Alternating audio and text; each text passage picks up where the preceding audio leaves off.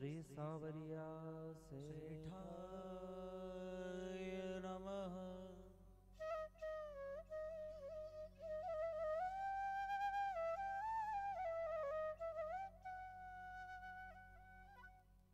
गावो में यह कृतः संतो, गावो में संतो प्रतिष्ठितः।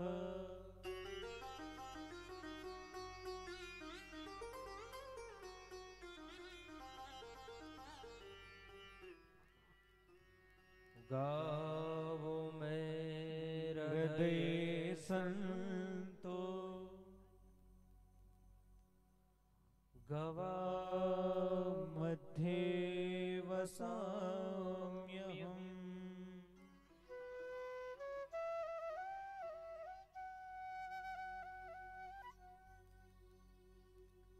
वर्णनामर्थ संधाना,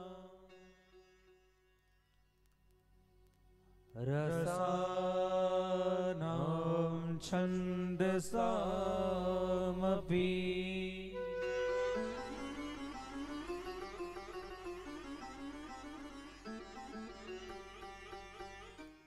मंगलानां च कर्तारो,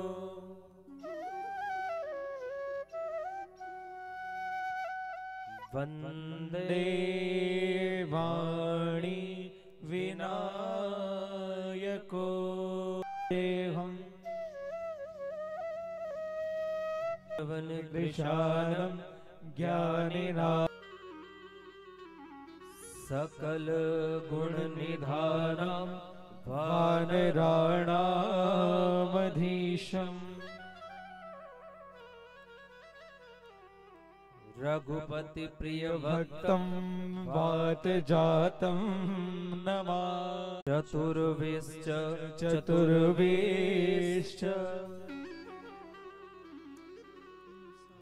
चतुर्विश्च श्री गोलोकर्मेवा।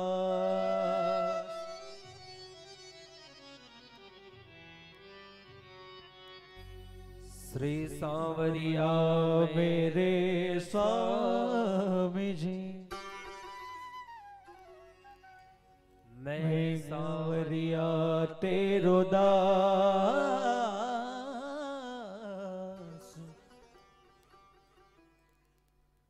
अगले जन्म मोहे दीजियो, श्री मंडफिल को।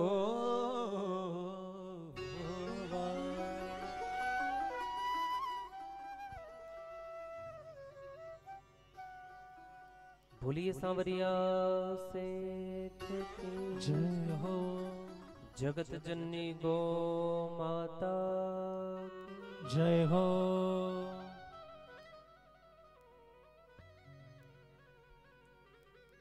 आइए आज की इस पावन पुनीत कथा लेते हुए जगत जननी गौ माता का आश्रय लेते हुए इस भव सागर से उस वैतरणी से पार करने वाली जगत जननी गौ माता का आश्रय लेते हुए, इष्ट का आश्रय लेते हुए आइए हम इस कीर्तन के माध्यम से उस जगत जननी गौ माता की पावन पुनीत कथा श्रीमद् भागवत कथा में प्रवेश करेंगे। बोलिए जगत जननी गौ माता की जय। गौ माता जय गोपाल भक्त वत्सल, जय गोपाल भक्त वत्सल प्रभु दीन दयाल।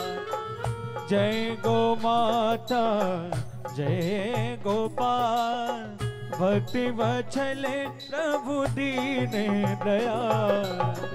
जय गौ माता जय गोपाल भक्त वत्सल प्रभु दीन दयाल। जय गो माता।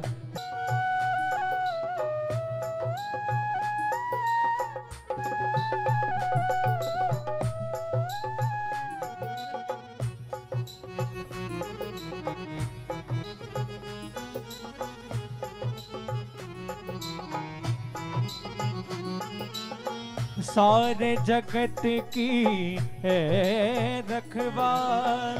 जय गो माता जय गोपाल। सारे जगत की है रखवार। जय गो माता जय गोपाल। जय गो माता जय गोपाल। भक्त वत्सल प्रभु दीन जय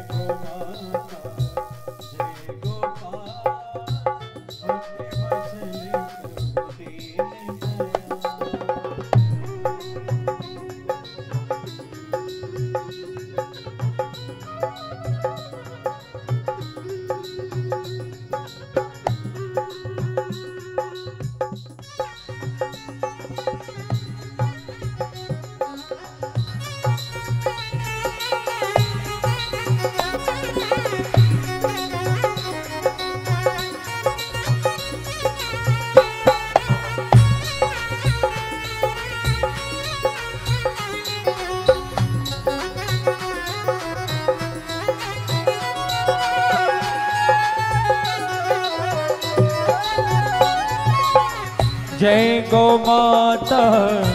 जय गोपाल। भक्त वत्सल प्रभु दीन दयाल। जय गो माता जय गोपाल। भक्त वत्सल प्रभु दीन दयाल। जय गो माता जय गोपाल। भक्त वत्सल प्रभु दीन दयाल।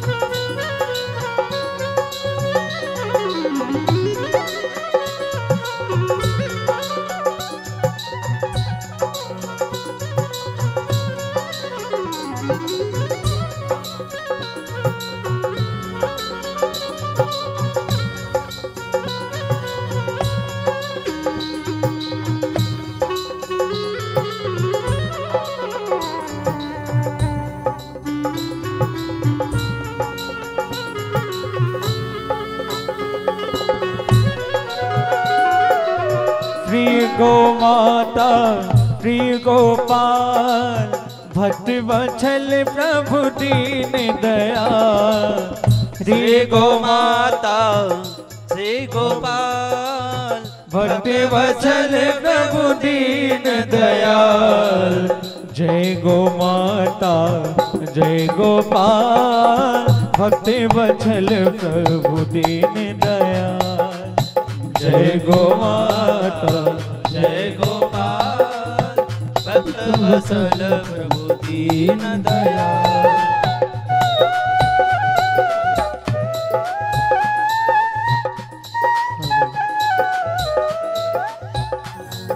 जय गो माता जय गोपाल। भक्त वत्सल प्रभु दीन दयाल।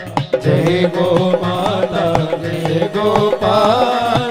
भक्त वत्सल प्रभु दीन दयाल। भक्त वत्सल प्रभु दीन दयाल। भक्त वत्सल प्रभु दीन दयाल। बोलिए जगत जननी गो माता की जय हो। हरि परात्पर परब्रह्म पूर्ण ब्रह्म सृष्टिकर्ता पालनकर्ता संहारकर्ता सर्वेश्वर सर्वनिहंता सर्वव्यापी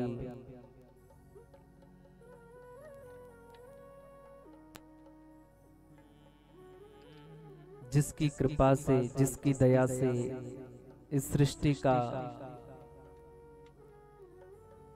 उद्गमन हुआ है, पालन पोषण और संभार हो रहा है, ऐसे परम दयालु परम कृपालु श्री सांवरिया सेठ के पावन चरणों में कोटिश वंदन दंडवत प्रणाम।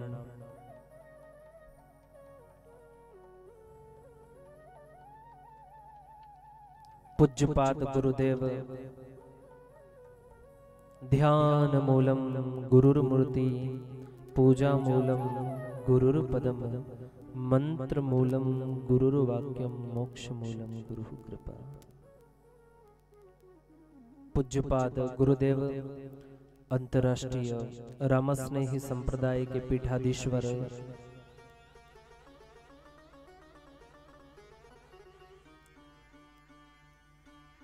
जगत गुरु स्वामी जी श्री रामदयाल जी महाराज एवं पूज्य गुरुदेव अंतर्राष्ट्रीय रामस्नेही संप्रदाय के भेग भंडारी जी महाराज, संत श्री शंभूराम जी महाराज एवं प्रेरणा स्तोत्र राम जी राम महाराज के पावन चरणों में कोटिश वंदन दंडवत प्रणाम करूं।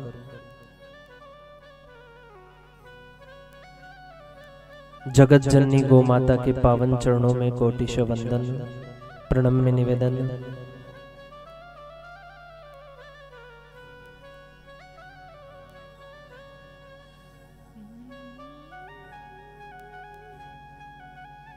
श्री बालाजी महाराज खेड़ापति बालाजी महाराज को प्रणम्य निवेदन।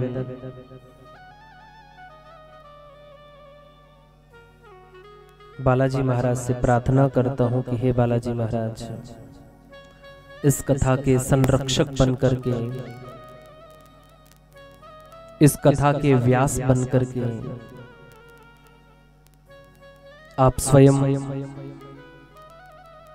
इस कथा अमृत को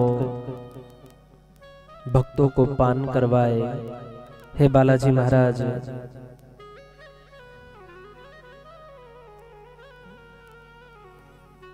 आप इस कथा के संरक्षक बनकर के निर्विघ्नता पूर्वक इस अनुष्ठान को पूर्ण करें। इस क्षेत्र के नगर के स्थापित देवता, प्रतिष्ठित देवता, खेड़ापति देवता, सभी देवी देवताओं के चरणों में कोटिश वंदन। क्षेत्रपाल देवता के चरणों में कोटिश वंदन। दृश्यता में अदृश्यता में, दूर निकट गुप्त में प्रकट में उस परमपिता परमात्मा की दिव्य दिव्य भव्य भव्य आत्माओं को कोटिश वंदन।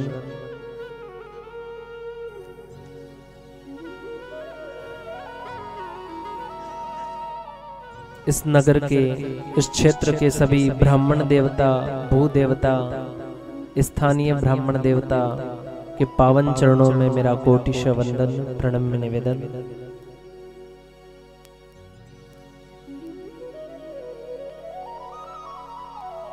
सर्वव्यापी करुणामयी इस जगत जननी गौ माता की सेवा करने वाले, जिनकी जीवन की दिनचर्या गौ माता से प्रारंभ होकर के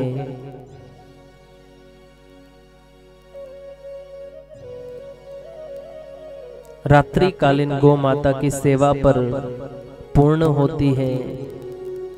ऐसी गौ माता की सेवा करने वाले सभी सेवादारों का मेरा कोटिश वंदन प्रणम्य निवेदन।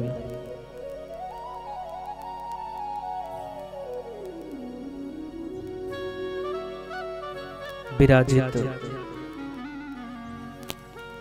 मां मातंगी, मां सरस्वती के वरद पुत्र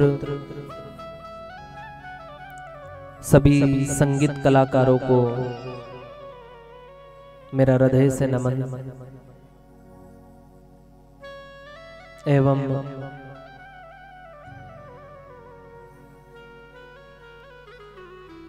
विराजित पिता तुल्य, माता तुल्य, भाई बहन तुल्य विराजित भक्तगण के पावन हृदय में विराजमान मेरे सांवरिया सरकार की वांगमयी छवि को कोटिश वंदन करते हुए, प्रणम्य निवेदन करते हुए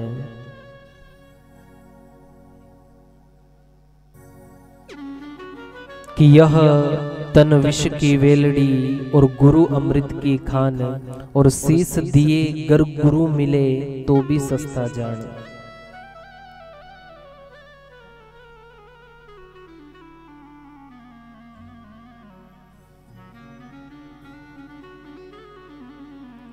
ये धरा पावन धरा है।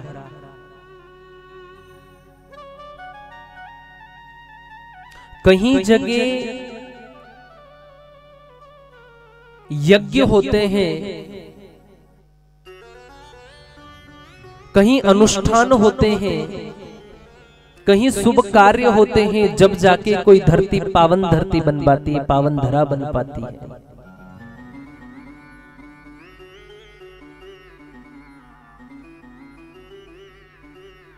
क्योंकि वो पावन धरा इसलिए बन जाती है क्योंकि यज्ञ में, अनुष्ठानिक कर्म में, सत्संग में,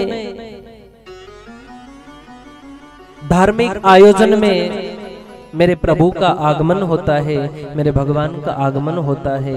तो जहां पर भगवान का आगमन होता है, जिस धरती पर भगवान का आगमन होता है, वह धरती अपने आप में पावन धरती बन जाती, पावन धरा बन जाती है। अपन कहते हैं कि द्वारिका पावन धरा है, द्वारिका पावन धरा है, बद्री विशाल पावन धरा है, रामेश्वरम पावन धरा है, केदारनाथ पावन धरा है, गंगोत्री पावन धरा है, क्योंकि वहां पर भगवान का प्राकट्य हुआ है, भगवान स्वयं वहां पधारे, इसलिए पावन धरा है वो। लेकिन जहां तक वो कथांक में वर्णित है कि जिस धरती पर, जिस धरा पर स्वयं जगत जननी गौ माता विचरण करती है, भ्रमण करती है, उस गौ माता के रोम रोम में 33 कोटि देवी देवता निवास करते हैं। जहां जगत जननी गौ माता विचरण करती हो, जहां जगत जननी गौ माता भ्रमण करती हो, वो धरती अपने आप में पावन धरा बन जाती है।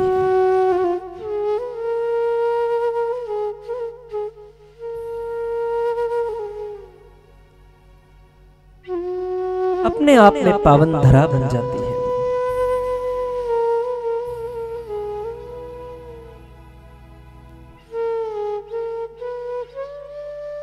हम किसको मानते हैं? हम राम को पूजते हैं, हम कृष्ण को पूजते हैं, हम राम को पूजते हैं, हम कृष्ण को पूजते हैं, हम महाराणा प्रताप को पूजते हैं। लेकिन जिन राम और कृष्ण ने और महाराणा प्रताप ने जीवन भर गौ माता के लिए सेवा करी, अपने जीवन को समर्पण कर दिया, अपने जीवन को न्योछावर कर दिया, उस गौ माता को हम नहीं समझ पाते।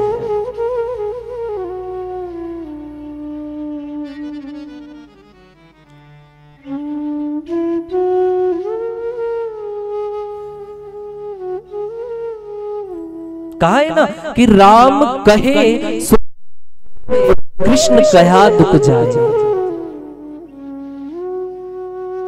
राम कहे सो गोजे और कृष्ण कहा दुख जाए। और ये महिमा महाप्रसाद की पावो प्रेम लगाए।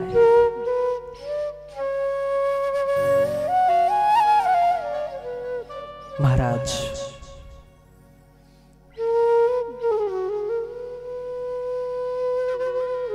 इन 7 दिनों में जीवन में हमें ये सोचना है और ये समझना है कि वास्तविकता हमारी इस जीवन में जन्म के पूर्व से लेकर के तो अंतिम समय तक गौ माता का महत्व क्या है। गौ माता का महत्व क्या है।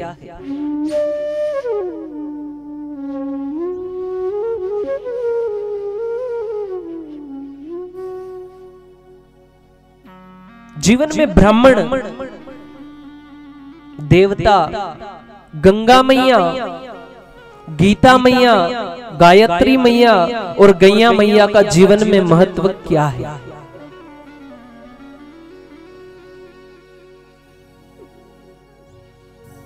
ब्राह्मण की सेवा से क्या फल प्राप्त होता है। गंगा मैया में स्नान करने से किन पापों से मुक्ति मिलती है। गीता जैसे शास्त्र को पढ़कर के बच्चों के भविष्य को कैसे सुधारा जा सकता है।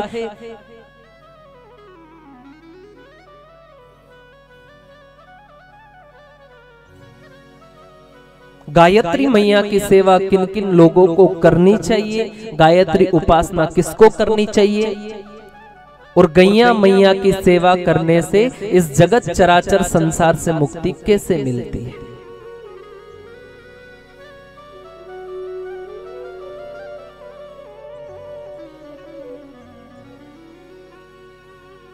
और ये सारी चीजें समझना संभव नहीं है। क्यों, कब तक? क्योंकि जब तक जीवन में सत्संग नहीं होगा। सत्संग ये नहीं कि आपने कथा श्रवण कर ली वहां सत्संग हो गया, वो नहीं। वो तो है ही सही। वो तो जीवन में हर व्यक्ति कथा सुनता है, जीवन में उतारने की नहीं कह रहा हूं, सुनता है। सुनना अलग बात है, जीवन में उतार लेना अलग बात है। और जीवन में उतार करके और जीवन में कुछ परिवर्तन लाना अलग बात है। कथा तो यहां सुन ली, कथा के पांडाल के बाहर जाकर के कपड़े को झटक लिया।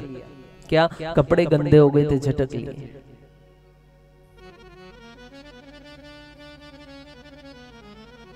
सर्वप्रथम अगर जीवन में कथा को उतारना है तो सबसे पहले मन को निर्मल बनाना पड़ेगा। मन में कोई विकार ना हो, मन में कोई ऐसा दुर्भाव ना हो, मन में किसी के प्रति वैर भावना ना हो, मन में कभी कोई संशय न हो। और व्यक्ति के जीवन में एक ही संशय है और वह संशय ये है कि क्या कथा से उद्धार हो सकता है। क्या कथा से उद्धार हो सकता है।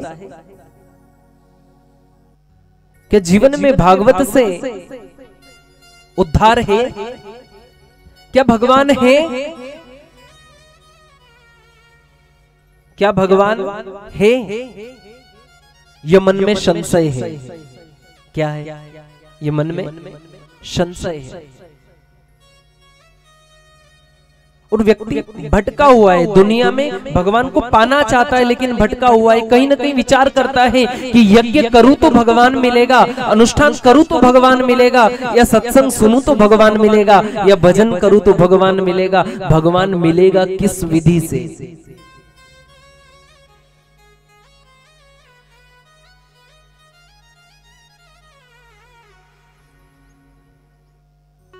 भगवान मिलेगा किस विधि से। भगवान को प्राप्त करने की विधि क्या हो सकती है।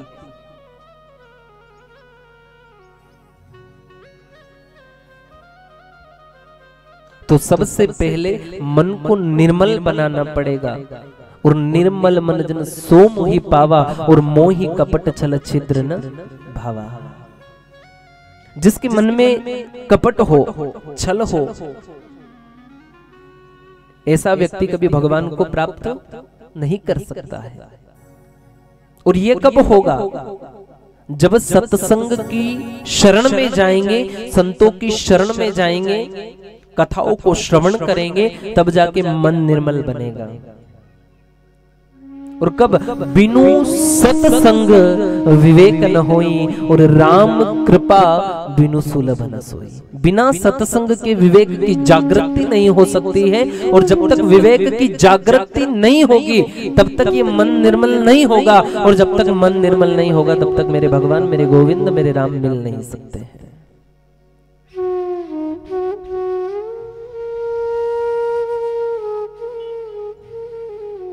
राम को पाना है, राम को पाना है, उस ईश्वर को पाना है, उस सांवरिया सेठ को पाना है, तो सर्वप्रथम उस जगत जननी गौ माता की शरण में जाना है।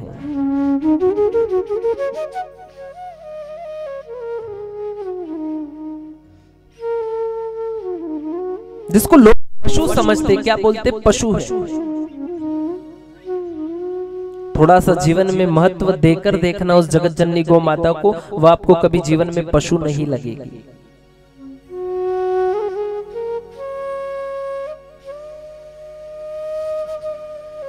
महाराज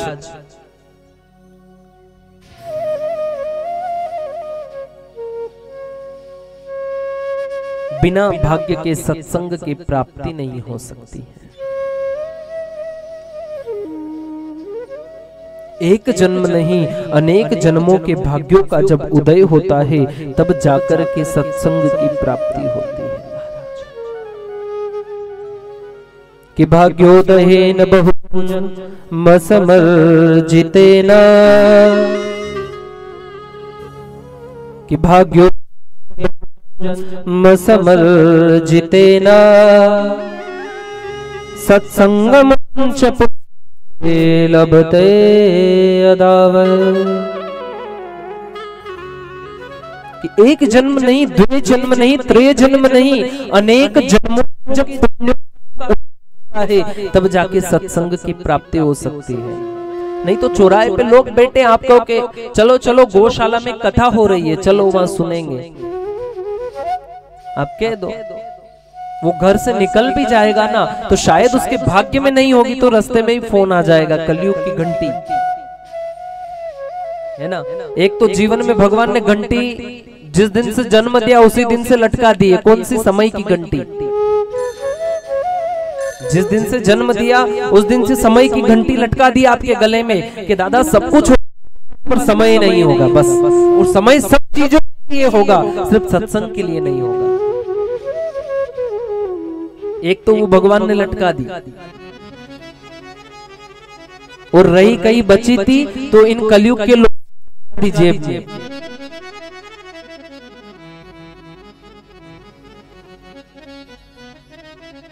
है या नहीं? कि एक घड़ी आधी घड़ी, आदि में पुनियाद, कि एक घड़ी आधी घड़ी, आदि में पुनियाद, तुलसी संगत साधु की हरे कोटि अपराध। भगवान ने कहा कि एक घड़ी, एक घड़ी किसको कहते हैं? एक घड़ी यानी 24 मिनट।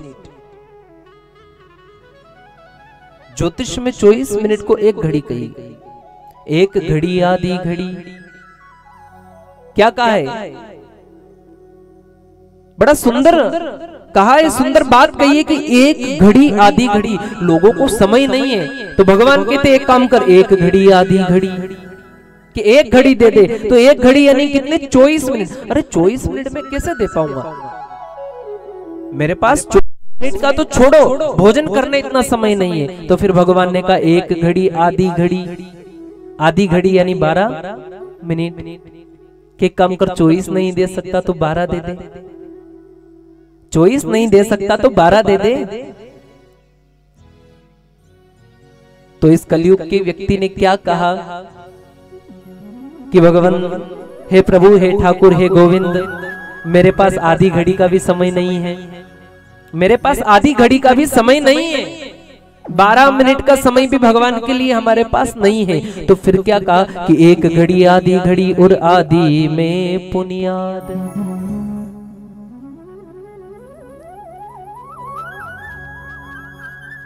कि एक घड़ी आधी घड़ी और आधी में पुनियाद। पुनियाद यानी 6 मिनट। तो क्या कहा कि व्यक्ति ने कि भगवान आपके लिए मेरे पास 6 मिनट भी नहीं है, तब भगवान ने क्या कहा कि तुलसी संगत साधु की हरे कोटि अपराध। कितनी सुविधा भगवान ने मेरे दे दी, मेरे ठाकुर ने कितनी सुविधा दे दी कि एक घड़ी आधी घड़ी, अगर एक घड़ी नहीं हो रहा तो आधी घड़ी, और आधी घड़ी भी तेरे से भजन नहीं हो रहा तो कलयुग के व्यक्ति ने कहा कि पुण्य आदि भी समय मेरे पास नहीं है, तो भगवान ने कह दिया कि तुलसी संगत साधु की हरे कोटि अपराध। संगत साधु लो, तेरे जन्म जन्म के अपराध का समन्वय हो जाएगा, पर संगति करनी पड़ेगी। और वास्तविकता इस चीज का ध्यान रखना, जिसने अच्छा संग कर लिया वो बच गया है, और जिसने अच्छे संग को छोड़ वो चला गया है। अच्छा संग करना पड़ेगा। आप खुद विचार करना, पहले के जमाने में, अब तो आटा चक्की हो गई, क्या हो गई? आटा चक्की है ना। गेहूं डालो, स्विच चालू करो, गेहूं पीस करके आटा बनकर बाहर आ जाएंगे। लेकिन पुराने जमाने में घट्टी हुआ करती थी, क्या होती थी? हाथ से घुमाने की होती थी। पुराने जमाने में घट्टी हाथ से घुमाते थे या नहीं घुमाते थे? बताइए। हाथ से घुमाते थे, एक हाथ से घुमाना, दूसरे हाथ से गेहूं को डालना, है ना। एक हाथ से माता बहनें घुमाती थी और एक हाथ से गेहूं को डालती थी। ये चने की दाल बनाते तो चने डालते थे, सही है या गलत है? आटा बनाना होता तो गेहूं डालते थे, घुमाते थे। विचार करिएगा कि जहां पर गेहूं डालते थे वहां पर एक खूंटी थी लोहे की लगी हुई। नए लोगों ने तो नहीं देखी होगी, लेकिन पुराने लोगों को पता है। थोड़ा सा विचार करना कि जिन जिन गेहूं ने उस खूंटी का सहारा छोड़, वो पीस करके बाहर हो गए। जिसने उस खूंटी का सहारा छोड़ दिया, उसका आश्रित छोड़ दिया, उसका हाथ छोड़ दिया, वो पीस करके आटा बन करके बाहर हो गए। और जिसने उसका आश्रित ले रखा है, उसको पकड़ रखा है, चाहे घट्टी के पार्ट 1 दिन चले या 10 दिन चले, अगर उसने आश्रित उसका ले तो किसी की मजाल है कि वो पीस कर बाहर कर दे। जिसने गुरु को छोड़ दिया, जिसने भगवान को संसार की चक्की में पीस करके और बाहर हो गया है, और जिसने उस प्रभु का आश्रय ले लिया है, सद्गुरु लिया है, तो किसी की मजाल है जो इस संसार की चक्की में पीस दे, वह परमपिता परमात्मा उसको वैकुंठ में बुलाएंगे। आश्रय, आश्रय लेना,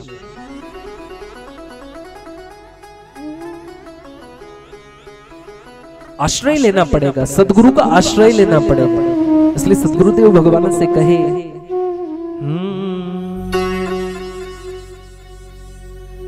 वंद हे हो में वंदन,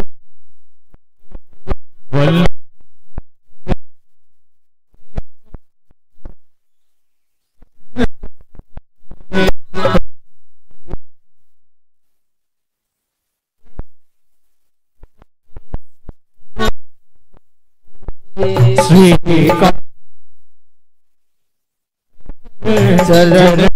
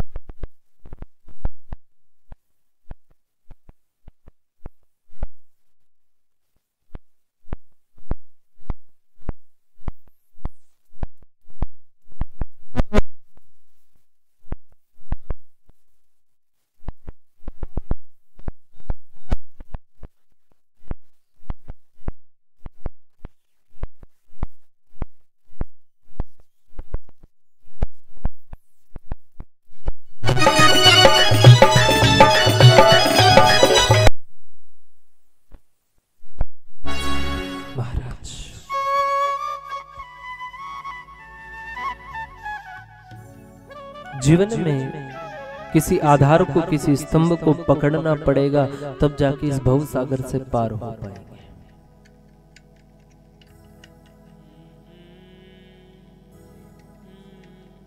और वास्तविकता कई लोगों का ऐसा कहना रहता है कि महाराज कथा में तो आवी जावा, पर कथा में आवता ही मने नींद आ गई।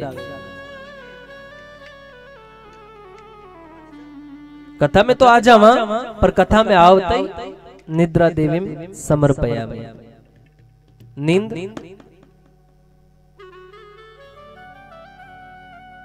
नींद आ ही जाती है, आती या नहीं आती? आपने कभी विचार किया कि कई हुई है, पंखे लगे हुए हैं, अनेक प्रकार की सुविधाएं हैं, लेकिन उनको नींद के लिए पड़ती है। नींद निकालने के लिए क्या लेनी पड़ती है? गोली, टेबलेट लेनी पड़ती है। वो गोली लेते हैं तब जाके उनको नींद आती है। कहीं सही है या गलत? गोली लेते तो नींद आती है।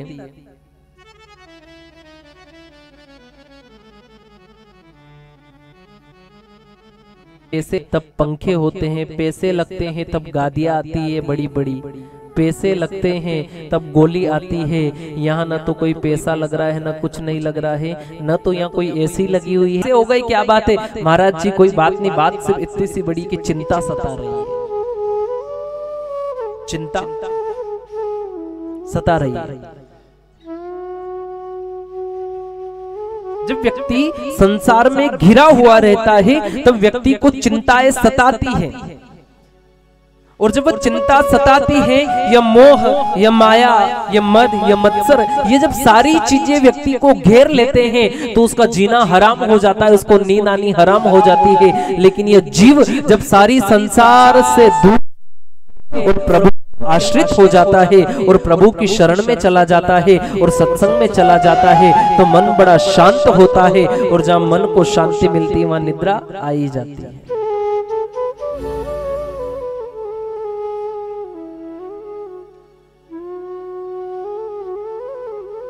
और सबसे बड़ा दुख का विषय यही है, व्यक्ति सारी चीजें जीत सकता है लेकिन मन को नहीं जीत पाता है।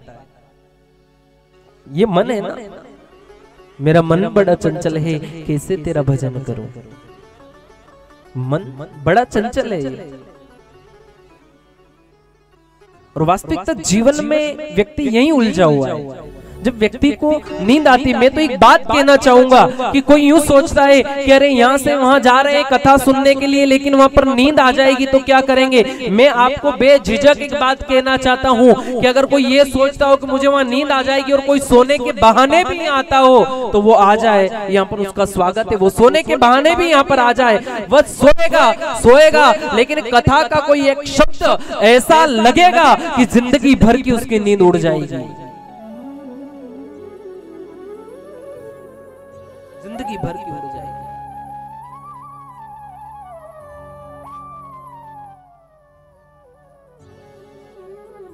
आए तो सही, बैठे तो सही, चाहे सोने के लिए आओ, जिंदगी भर की नींद उड़ जाएगी। एक सेठ जी, आप यहाँ का मत सोचना, यहाँ के सेठ जी नहीं थे, हमारे उधर के सेठ जी थे ना। ऐसा ना हो कि यहाँ कोई सेठ जी हो और वो सोच ले शायद महाराज जी ने हमारे ऊपर ही कह दी। हमारे उधर के सेठ जी है ना। एक सेठ जी जीवन में कभी भी कथा सुनने के लिए नहीं जाते थे, तो उनके घर से सेठानी जी ने एक बार कहा कि सुनो ना, तो कि हाँ देखो तो गांव में कथा हो रही है, जाओ ना सुन के आ जाओ। सेठ जी ने कहा एक बात बता तो कि हाँ, क्या कथा कमा कर देगी क्या कथा कमा कर देगी? क्या कथा में पैसे मिलते हैं? क्या कथा में पैसे मिलते हैं क्या, जो जाऊंगा कथा सुनने के लिए? तू रहने दे, ये काम तेरे हैं, तुझे जाना हो तो तू जाया करने का। सेठानी जी ने कहा ठीक है। 2 दिन व्यतीत हुए, 2 दिन के बाद फिर कहने लगे सुनो ना, तो कि हाँ कथा हो रही है, बहुत अच्छी कथा हो रही है, आप चलो ना। तो कि महाराज जी मैं जैसे ही पंडाल में जाऊं और महाराज जी को कहना पड़ेगा आओ साहब, मेरा आदर सत्कार करना पड़ेगा, मैं गांव का सेठ हूं। सेठानी ने कहा अभी ये कहां से बला आई, और सबसे बड़ी व्याधि ही उपाधि।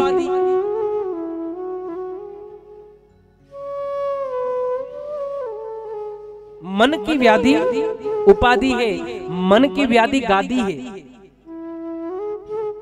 जो जिसके पास उपाधि आ गई है, जिसके पास गादी आ गई है, उसके मन में व्याधि आ गई है, उसके मन में अहंकार आ गया, अहम आ गया।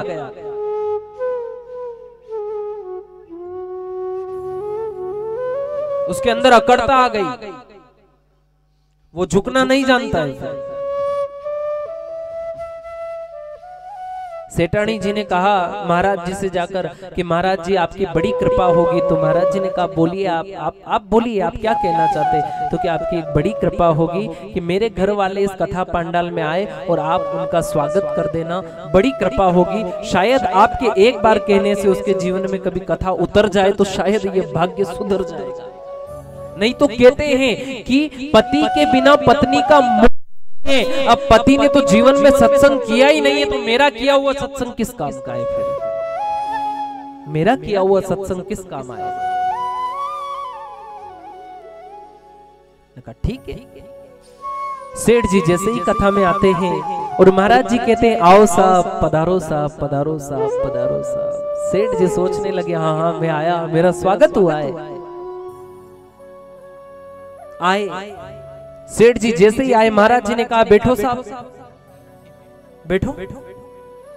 सेठ जी बैठ गए। सेठ जी ने आराम से बही खाते खोले, खंबा का सहारा लिया आराम से और बैठ गए। अब कब लिखते लिखते कब सेठ जी की नींद लग गई पता नहीं चला। कथा तो गई और नींद लग गई। और जब नींद लगी और नींद कब खुली, जब शाम को आरती होने लगी तब सेठ जी की नींद खुली। और सेठ जी की नींद खुली तब महाराज जी ने व्यासपीठ से कह दिया उठो साहब। सेठ जी ने कहा क्या बात है, कथा पूरी हो गई? तो क्या हाँ, सेठ जी को कहा महाराज जी ने जाओ साहब। सेठ जी ने अपने बही खाते संभाले, डायरिया संभाली, सारी कपड़े में लपेटी और लपेट करके दबा कर चल दिए सेठ जी। घर गए, घर जाकर सेठानी ने पूछा आपने आज कथा सुनी थी? तो कि हाँ सुनी तो थी। तो क्या सुना? तो कि ये सुना था कि आओ साहब। तो कि हाँ, फिर क्या सुना? तो बेटो साहब। तो फिर आगे कथा कितनी अच्छी थी। तो कथा का तो पता नहीं, जाते से उनने कहा बेटो साहब सहारा आराम से अच्छे से मिल गया तो नींद आ गई। तो फिर एक बात सुनी थी तो क्या? तो कि उठो साहब। तो फिर क्या सुने? फिर यही सुना कि जाओ साहब। सेठानी ने कहा अच्छे किस्मत फूटे रे, कहां तेरे पाले पड़ी। बड़ी मुश्किल से जतन करके, बड़ी मुश्किल से सब प्रयास किए और प्रयास करने के बाद आपको कथा में भेजा और वहां जाके ही सो गया। यही सुना। सेठानी ने कहा कि ध्यान मूलम गुरुर्मूर्ति, पूजा मूलम गुरुर्पदम, मंत्र मूलम गुरुर्वाक्यम, मोक्ष मूलम गुरुर्कृपा। कि सेठ जी आज एक काम करिए कि आज आपको पूरी रात सोना नहीं है, आज आपको ये बही खाते छोड़ना है। अगर आप चाहते हो कि आप कल का सत्संग श्रवण ना करने जाना पड़े तो आज की रात आपको मुझे देना पड़ेगी। सेठानी ने कहा तो क्या? तो कि लो और बैठ जाओ, भगवान का भजन करो। तो क्या भजन करूं, सीखा कुछ नहीं। तो कि कुछ मत बोलो, इस माला को लेकर बैठे बैठे बोलो आओ साहब, बैठो साहब, उठो साहब ने, जाओ साहब, यही बोलो। पर क्योंकि ये मंत्र भी अगर व्यासपीठ से मिल गया तो शायद जीवन में कुछ सुधार आ जाएगा। ध्यान लगाओ गुरुदेव का। ध्यान मूलम गुरुर्मूर्ति, पूजा मूलम गुरुर्पदम, मंत्र मूलम गुरुर्वाक्यम, मोक्ष मूलम गुरुर्कृपा। ध्यान लगाओ, बैठो।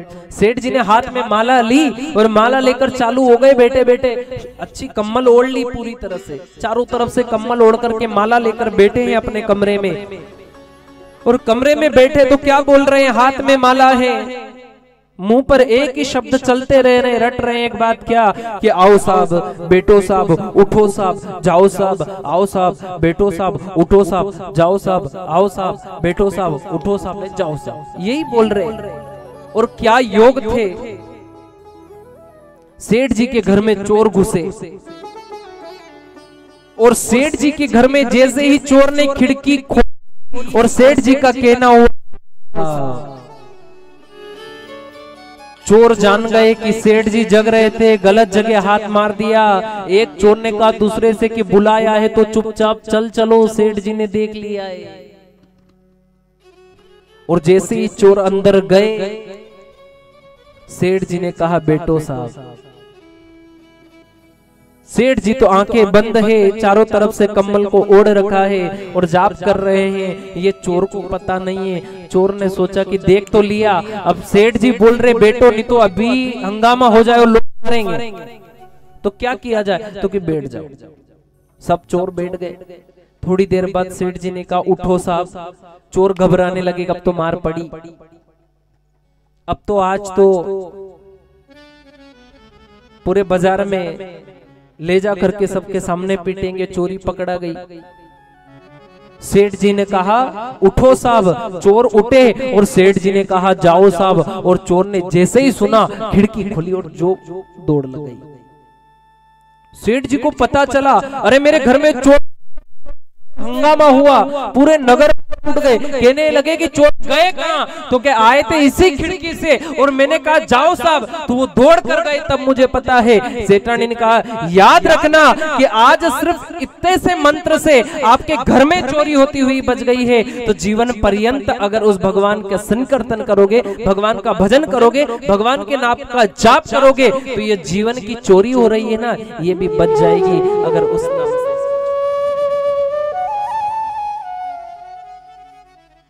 आओ ना, सत्संग में मिलेगा।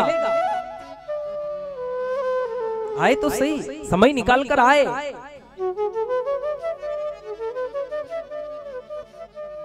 पर हमारे पास वो भी समय नहीं है। व्यक्ति के पास इतना समय नहीं है। वो घर से निकलता है, मंदिर के सामने होके निकलता है ना, तो मंदिर में भगवान से बाहर से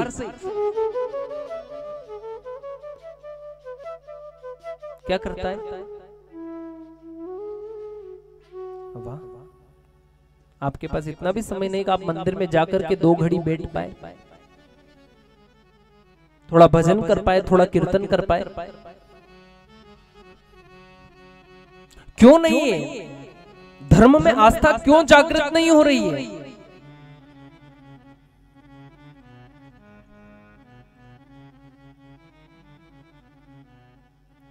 आप विचार करते हैं कि आपकी संतान के अंदर संस्कार ऐसा होना चाहिए, महाराज जी मेरी औलाद ऐसी होनी चाहिए, ऐसी होनी चाहिए कि वह जीवन पर्यंत हमारी सेवा करे, ऐसी औलाद होनी चाहिए। जब आप अगर ऐसी संतान चाहते हो तो आपके अंदर भी ऐसे संस्कार लाने पड़े।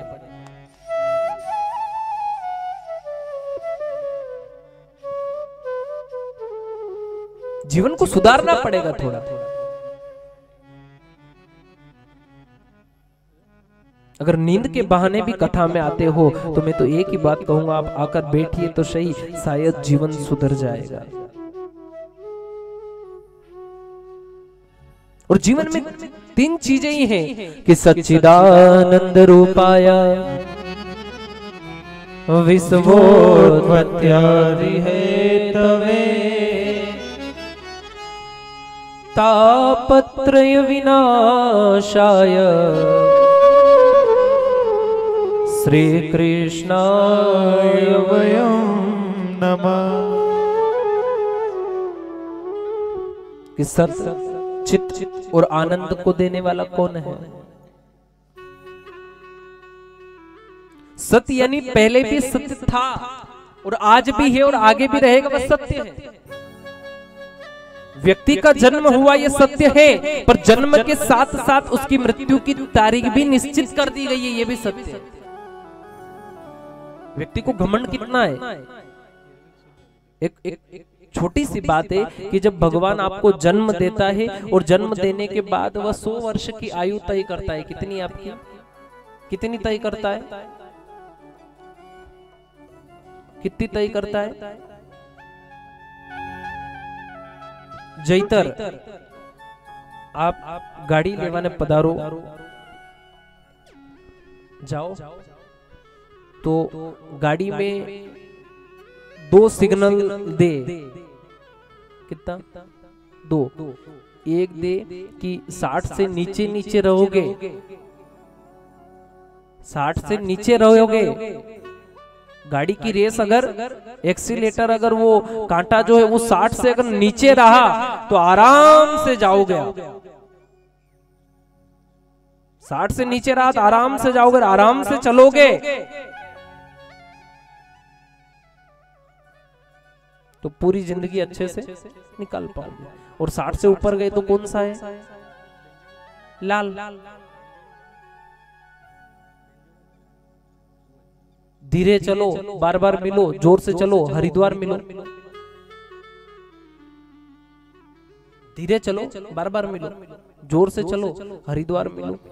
और यही है, जब जिंदगी 60 तक है तब तक वो भगवान हरी झंडी बताता है। सुन, भजन कर ले, कीर्तन कर ले, भगवान को मना ले, दान दे ले, पुण्य कर ले, सत्संग सुन ले, क्योंकि तेरे पास अभी समय है, ये हरी झंडी है, तेरे पास समय है, सुन ले, सुन ले, सुन ले। तो क्या कहते व्यक्ति, क्या कथा सुनने की ये उम्र है क्या? कथा सुनने की उम्र तो 60 के बाद है। किसके बाद? 60 के बाद। 60 के बाद लोग गांव में से आते हैं और बुजुर्ग को कहते, ओ बा साहब तो के हाँ, ओ माँ साहब तो के हाँ, कथा में जाई रहा हो तो अगरबत्ती लेने जाजो। तो बा साहब ने माँ साहब के कई नाना चाय पत्ती कहाँ के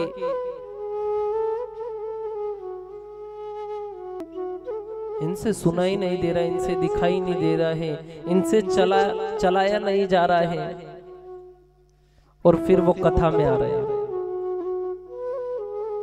फिर बेटे बेटे कहते कथा समझ में, जब विचार करिए कि आपको वो कथा सुनने में नहीं आ रही है, आपको आंखों से भगवान के दर्शन नहीं हो रहे हैं, आप अपने पैरों से चल करके गौशाला तक नहीं जा पा रहे हैं, आप अपने पैरों से चल करके सत्संग तक नहीं जा पा रहे हैं, तो विचार करना कि आप कहते हैं कि हम धर्म करें या ना,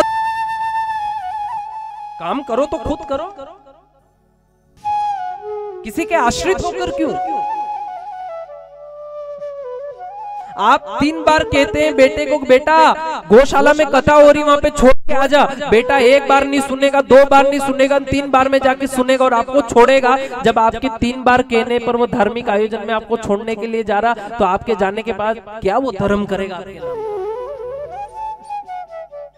खुद करो। छोटा सा लोग कहते हैं, कहीं का कहना रहता है, हम कहते प्रेरित करते हैं, आप थोड़ा सा धर्म करें, आप थोड़ा सा दान दें, आपके पास इतना है, किस काम का है? किस काम का?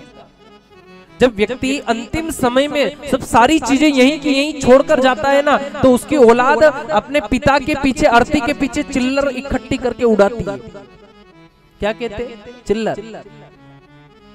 कई वना भाषा है, चिल्लरेज बेरी करी होगा, जिंदगी भर के नोट भी करिया था।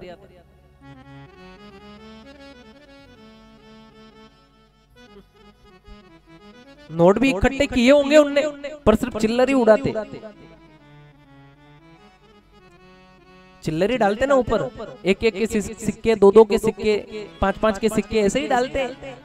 अंतिम समय में जब लेकर जाते तो पीछे वो क्या शिक्षा दे रहे हैं? समझदारों के लिए इशारा काफी है कि आपने जिंदगी भर जो, यानी क्या खाली हाथ आया, आपने संग्रहित किया था जितना, जो मजाल आपकी नहीं है, आपकी औलाद आपके पीछे, करो अरबपति खरबपति,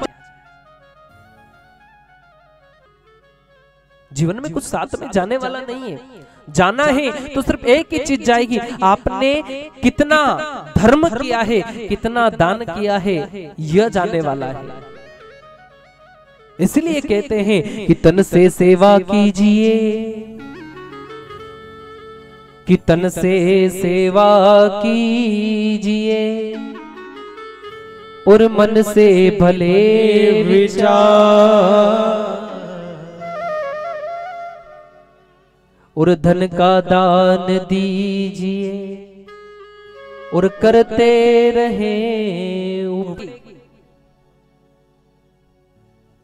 तन को सुधारना है तो सेवा करनी पड़ेगी, मन को सुधारना है तो सुमिरन करना पड़ेगा, और अगर धन को शुद्ध करना है तो दान देना पड़ेगा। छोटा सा विचार करना, छोटा सा एक विचार करना कि ये किस काम का धन है। लाखों करोड़ों रुपए ऐसे के ऐसे रह गए जब नोटबंदी हुई थी तब।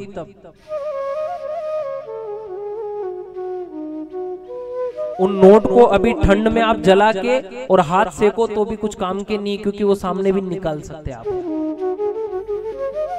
अरबपति खरबपति करोड़पति लोगों के पास कमरे के कमरे भरे के भरे रह गए पैसे के। सिर्फ इतना सा कहना हो, जिनके पास था, जिसने अक्ल लगाई, उसने दूसरों के अकाउंट फुल कर दिए, उसके काम नहीं आया।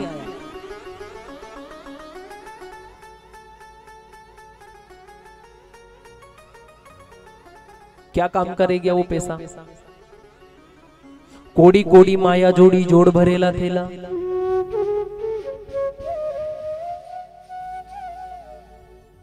किस काम का रह गया वो पैसा? कुछ काम आया वो पैसा? बड़े बड़े लोगों के पास, बड़े बड़े महारथियों के पास वो पैसा ऐसा का ऐसा धरा का धरा रहेगा, जहां का जहां रहे, कुछ काम नहीं आया वो पैसा। तो थोड़ा सा विचार करना कि जिन लोगों ने अभी भी वो 2000 की गुलाबी नोट संभाल के रख रखी ने, थोड़ा सा विचार करो कि कभी फिर बंद कर देगा तो आप कहीं करोगा 2000 का। तो क्यों ना कि फिर बैंक के चक्कर लगाने पड़े, फिर 10 जगह नोट को बदलाना पड़े, 2000 का बंद हो जाए तो पुण्य को एकत्रित कर लिया जाए।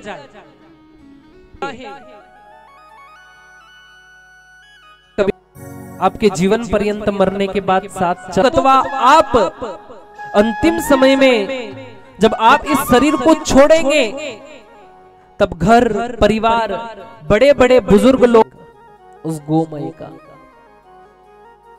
साथ में मन से मिलना है, और सांवरे से मिलने का तो सत्संग ही बहाना है। बहाना है सांवरे से मिलने, बहाना है, बहाना है।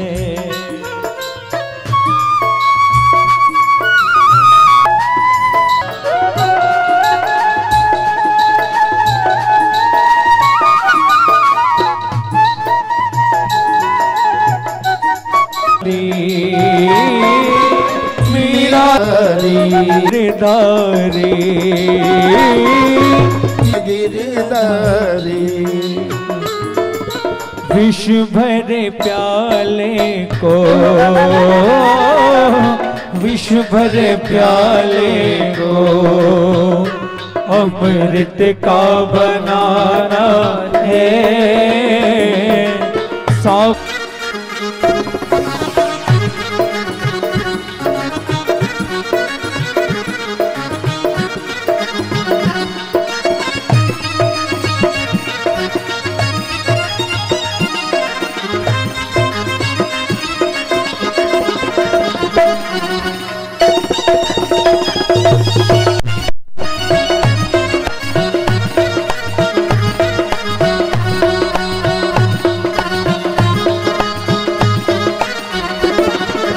पुकार रही आओ मेरे रघुराई, सब पुकार रही आओ मेरे गिरधारी, सबरी पुकार रही आओ मेरे गिरधारी। खट्टे मीठे बेरों का, खट्टे मीठे बेरों का तुम्हें भोग लगाना है। सांवरे से मिलने का सत्संग ही बहाना है।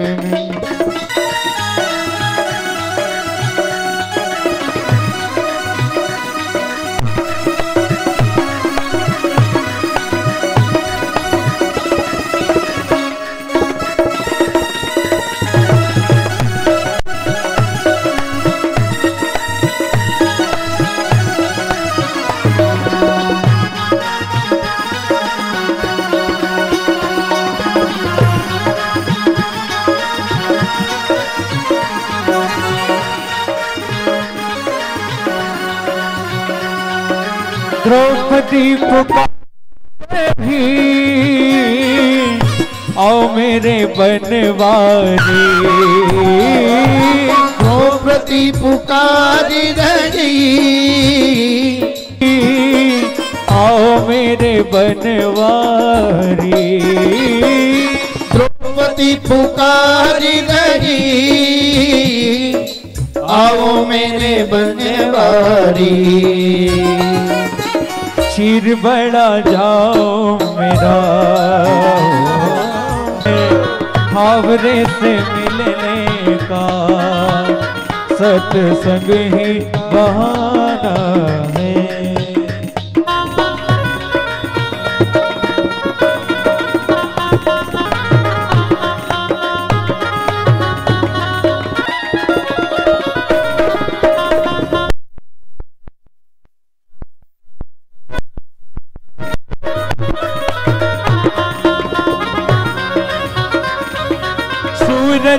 में ढूंढा तुझे, चंदा में पाया है। ढूंढा तुझे, चंदा में पाया है। ढूंढा तुझे, चंदा में पाया है। सूरज में ढूंढा तुझे, चंदा में पाया है।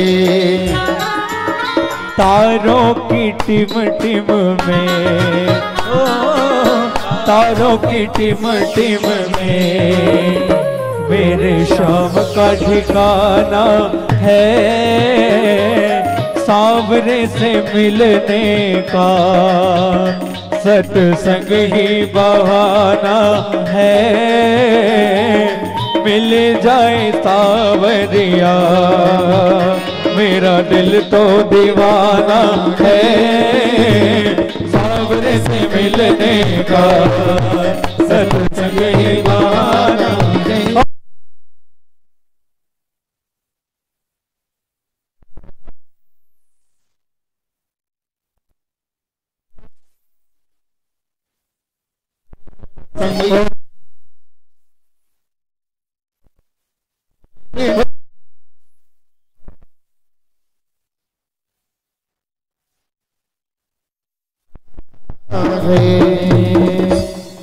बोलिए सांवरिया सेठ की जय हो। हमारा सेठ सांवरिया सेठ, हमारा सेठ सांवरिया सेठ। देखिए, जिसका सेठ सांवरिया सेठ हो वो ही बोलेगा, बाकी खुद सेठ है वो नहीं बोले। है ना? मेरा तो ये मानना है कि सेठों में सांवरिया सेठ ने बाकी सब डुप्ली। तो हमारा सेठ, हमारा सेठ, सांवरिया सेठ, हम सबका सेठ, सांवरिया आपका सेठ। सांवरिया सेठ। तो बड़े प्रेम से, बड़े भाव से दोनों हाथ ऊपर करके बड़े प्रेम से और बड़े भाव से बोलिए सांवरिया सेठ जय हो। बोलिए सांवरिया सेठ की जय हो। बोलिए सांवरिया सेठ की जय हो।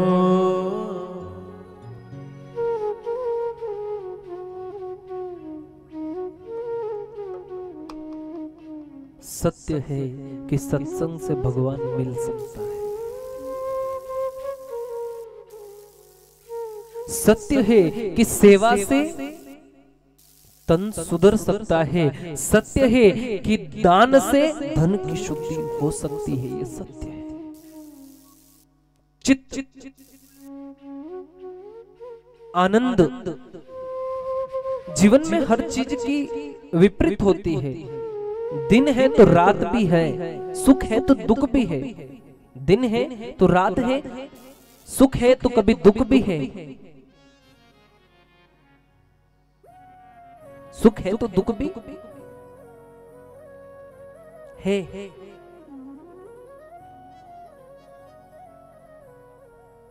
एक सिक्के के दो पहलू हैं, पर आनंद का कोई विपरीत हो ही नहीं सकता है। जहां आनंद है वहां अगर मजा है तो क्या है। बहुत से कहते क्या कथा में तो बहुत मजा आया, क्या आया? अरे मजा तो संसार की वस्तुओं में आता है, संसार के कार्य में मजा आता है, संसार में रत रहने में मजा आता है, संसार में लीन रहने में मजा आता है। लेकिन मेरा ये मानना है कि जहां जहां सत्संग होता है, जहां जहां भगवान की भक्ति होती है, जहां हरि गुण गान होता है, जहां प्रभु का स्मरण होता है, वहां तो सिर्फ आनंद ही आनंद आता है। और आनंद का कोई उल्टा नहीं हो सकता है। मजा है तो मजा अगर आ रहा है तो फिर सजा भी है, अगर मजा है तो फिर सजा भी है ही सही। लेकिन आनंद का कोई विपरीत हो ही नहीं सकता है। जहां आनंद आता है, आनंद के बाद महा आनंद की अनुभूति होती है। और जब आनंद आया और आनंद की अनुभूति होने लग जाती है, तब वह परमानंद स्वयं आ ही जाता है।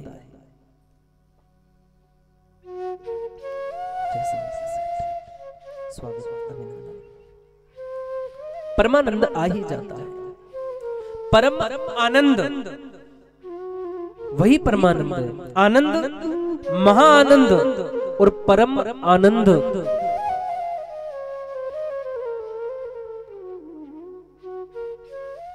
महाराज, संसार में रहना है तो दुखी रहना है, कि कोई तन से दुखी तो कोई मन से दुखी,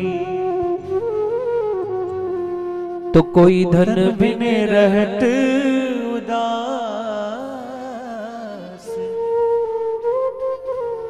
और थोड़ा थोड़ा सब दुखी, सुखी राम का दास। कि कोई तन से दुखी। तन का दुख क्या? लोगों के पास हजारों रुपए हैं, करोड़ों रुपए, अरबों रुपए, तिजोरियां भरी की भरी है, लेकिन वो व्यक्ति जब डॉक्टर के पास जाए और डॉक्टर बोल दे कि साहब आपको मीठा नहीं खाना है, आपको शुगर है,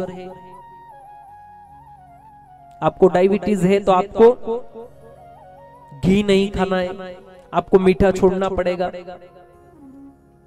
आपको सब चीजों में लिमिट रखनी पड़ेगी। धन की तिजोरियां भरी हुई है, लेकिन खाने पीने पर लिमिट हो गई, तन का दुख हो गया। और तन का दुख हो गया तो वो पैसा किस काम का है? ऐसा पैसा किस काम का है कि जहां आप कुछ खा नहीं सकते, आपकी स्वेच्छा से आप कुछ खा नहीं सकते, मीठा खा लो तो डॉक्टर के पास जाओ, मीठा खाओ तो डॉक्टर के पास जाओ। आपकी तिजोरी माइनस में, डॉक्टर प्लस में। सही है गलत? डॉक्टर के पास जाना पड़े। तो वो तन का दुख है, पैसा है, पर वो पैसा किसी काम का नहीं है, क्योंकि शुगर जीवन पर्यंत अच्छी हो ही नहीं सकती।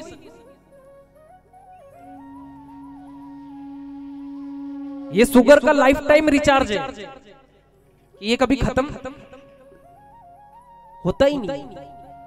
तो वो पैसा किस काम का है? जहां आपके खाने पीने के ऊपर ही रोक लग जाए तो वो तन का दुख है। तो कोई तन से दुखी तो कोई मन से दुखी। मन का दुख कैसा?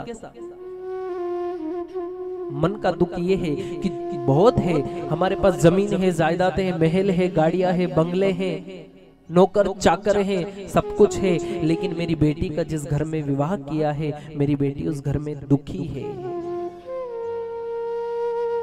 जिस घर में मेरी बेटी का एक लौती बेटी है मेरी, और इस मेरी बेटी का विवाह मैंने बड़े धूमधाम से किया, जिस चीज की जरूरत थी वो दुगनी उसको दी, लेकिन उस घर में मेरी बेटी दुखी है। तो अगर बेटी दुखी है तो क्या पिता मन से सुखी रह सकता है क्या?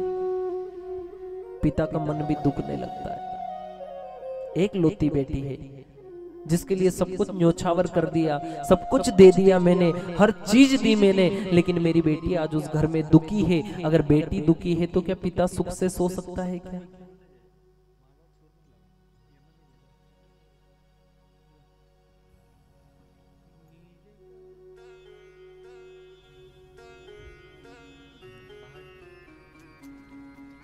और वास्तविकता, पिता अपने बालक से बिछड़कर सुख से कभी ना सो सकता, कभी नहीं सो सकता। अपने बालक से बिछड़ करके पिता कभी सुख से नहीं सोता है।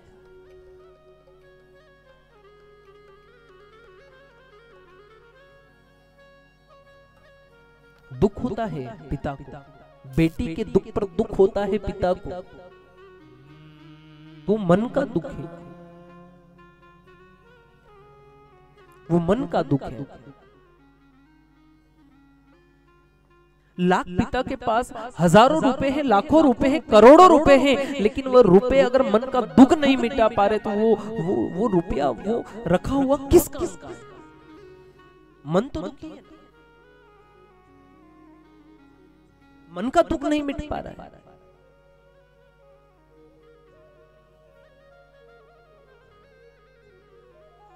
तो कोई तन से दुखी तो कोई मन से दुखी, तो कोई धन बिन रहत उदास।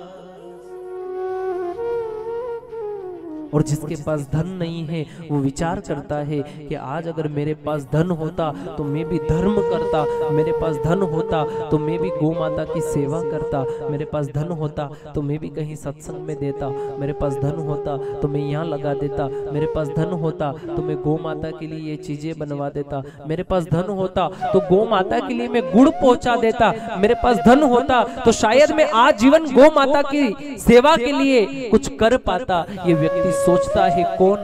जिसके पास धन नहीं है वो उदास होकर ये सोचता है और भगवान से मांगता है, उदास होकर सोचता है और वो भगवान से मांगता है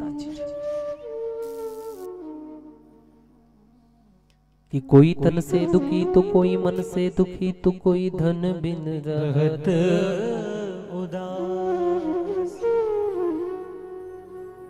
कोई तन से दुखी है तो कोई मन से दुखी तो कोई धन के बिना उदास घूम रहा है। तो फिर सुखी कौन है? तो सुखी कौन है?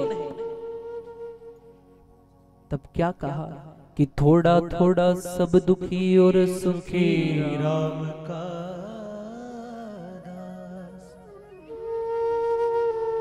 थोड़ा थोड़ा इस संसार में सभी दुखी हैं। कोई दावे के साथ नहीं कह सकता है कि हाँ मैं सुखी हूं। कोई कह सकता है क्या? कोई कह सकता है?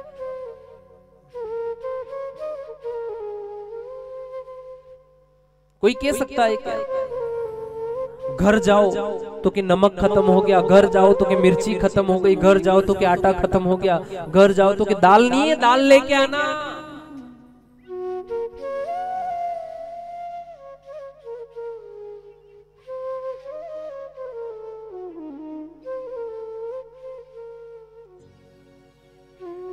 है दुखी व्यक्ति कहां सुखी है? कहां सुखी है? सुखी तो उसे वहां मिलती है, आनंद की अनुभूति वहां होती है जब वह सत्संग में चला जाता है। और सत्संग में जाने के बाद जब वह संसार से ध्यान हटा करके और सिर्फ सत्संग में ध्यान लगा लेता है, तब जाके उसे आनंद की अनुभूति होती है और वह सुखी होने लगता है। वो अपने आप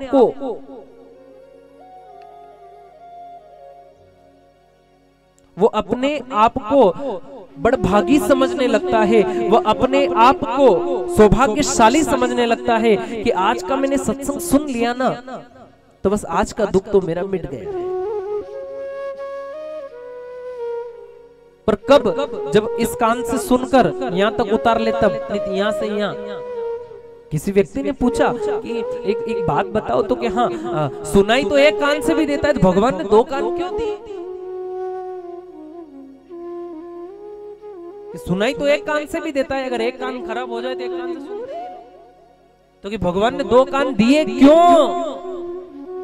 एक कान से सुनाई देता तो भगवान को एक और देने की जरूरत क्यों थी? तो एक महापुरुष ऐसे बैठे हुए थे, उन्होंने कहा दादा तू पागल है। तो क्यों? तो कि एक कान तो इसलिए दिया कि सुनना है, दूसरा कान इसलिए दिया कि सुन के निकाल दो।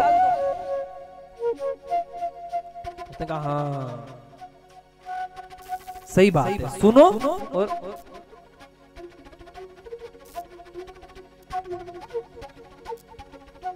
और यही हो रहा है।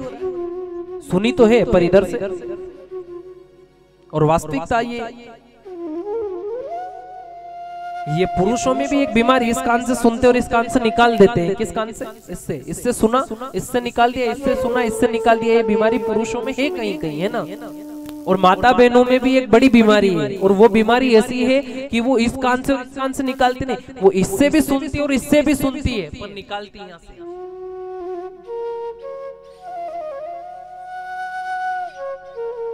सुनेगी सब, काम कितना भी कर लेगी, लेकिन जब ये चलती है ना तो किए हुए काम पे भी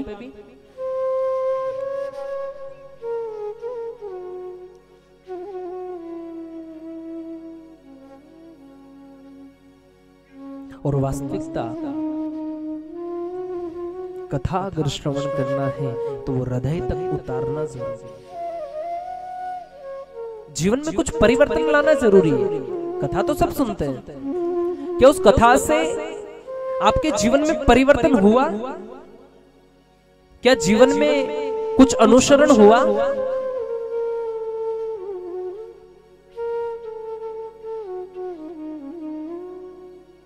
नहीं तो कहीं ऐसा भी होता है कि एक महाराज जी कथा कर रहे हैं, सत्यनारायण भगवान की कथा कर रहे महाराज जी, और महाराज जी कथा कर रहे तो महाराज जी ने देखा, महाराज जी ने रात्रि में 8 बजे कथा प्रारंभ करी, और जब कथा प्रारंभ करी तो लोग बहुत बैठे हुए थे, बहुत लोग बैठे हुए थे। महाराज जी ने देखा कि 9 बज गई है, देखा लोग तो गए नहीं है कथा चलने, तो लोगों को कथा बहुत अच्छी लग रही है।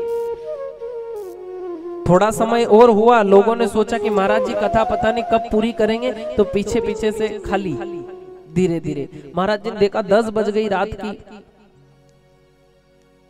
की 10 बज गई है,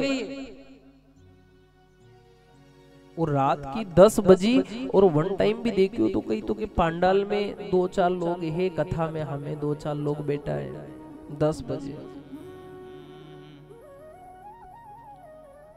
11 बजे देखा महाराज जी ने क्या देखा कि सब तो उठ के गए, सिर्फ एक माँ साहब बेटे, एक डोकरी बेटी, बस बाकी सब।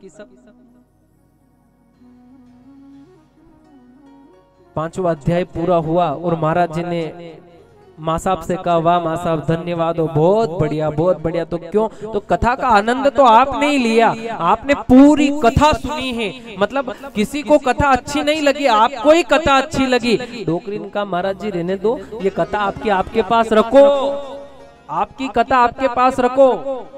मैं कोई कथा उड़वा नहीं आई थी, तो कहा तो के कथा आता तो छोड़ो ने मुंह अटे पड़ोस में रू, तो ई गर्दनी मारे घर थी आपके विचार ते गादी मांगीन लाया था, तो गादी आपके हेठे, तो या दो तो उठीन जाऊं,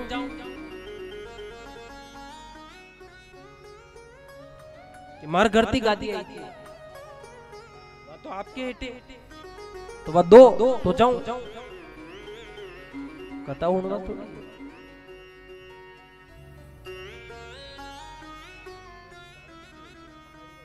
यहाँ किसी की भी नहीं है ना।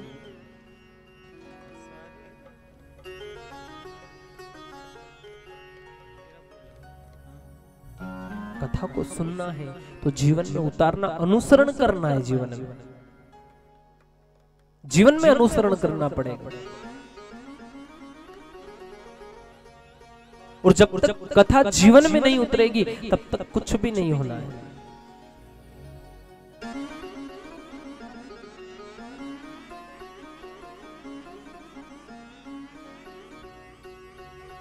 भगवान का भजन भाई मीरा ने किया था, भाई मीरा ने भगवान का भजन किया था, भगवान का कीर्तन किया था, भगवान का सत्संग किया था। भाई मीरा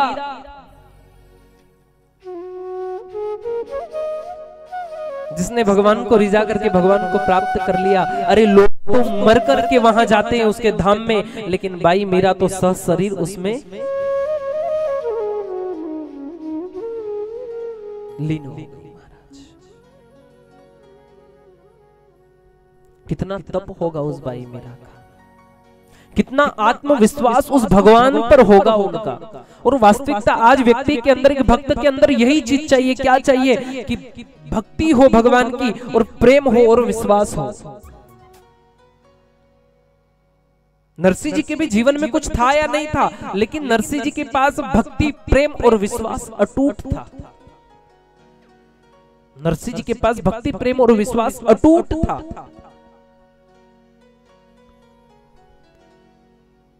धन्ना भगत के पास भक्ति, प्रेम और विश्वास अटूट था। भाई मीरा को अपने भगवान पर विश्वास अटूट था। यानी क्या सोचती थी कि शायद दुनिया की सारी चीजें नाशवान हैं, अगर जीवन में कोई स्वीकार कर पाएगा तो वो सांवरिया सेठ स्वीकार कर पाएगा। यही जीवन में था, स्वीकार करेगा तो सांवरिया सेठ करेगा। और वास्तविकता जब राणा जी तलवार लेकर के मारने चले तो मीरा हो 1000 रे, राणा जी मारो काई करसी, और मारे सिर पर सांवरिया रो हाथ रे तो राणा जी मारो काई करसी।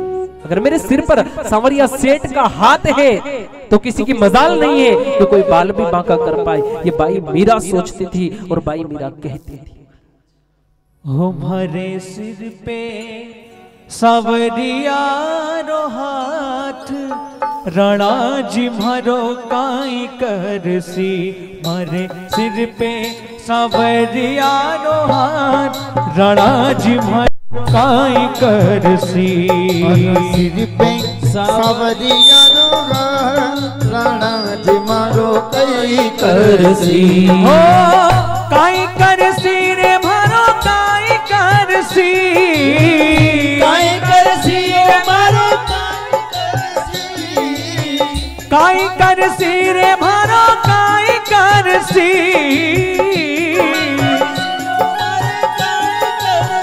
हमारे सिर पे सवरिया मारो काई करसी हमारे सिर पे सवरिया राणा जी मारो काई करसी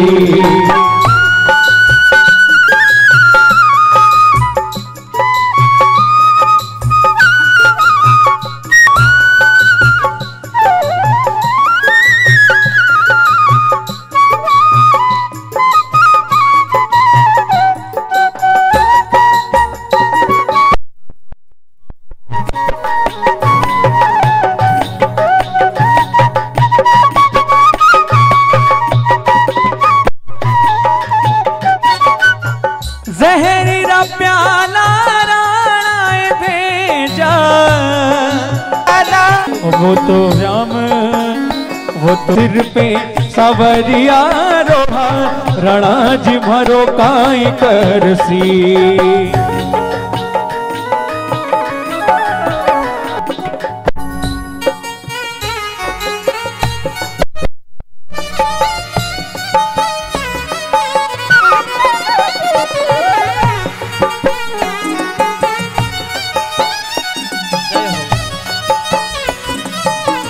बोलिए सावरिया।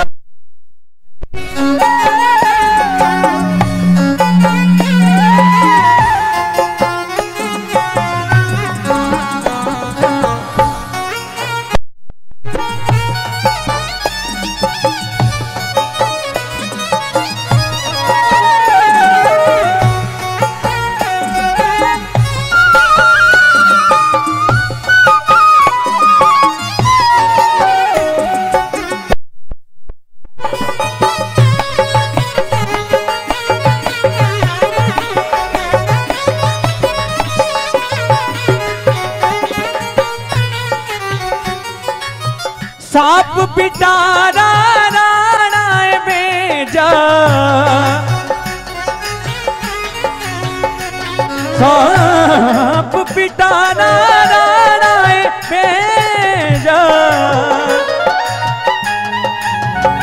वो तो नागे नथिया मारो श्याम रणा जी मारो करसी वो तो नाग नथिया मारो श्याम रणा जी मारो काई करसी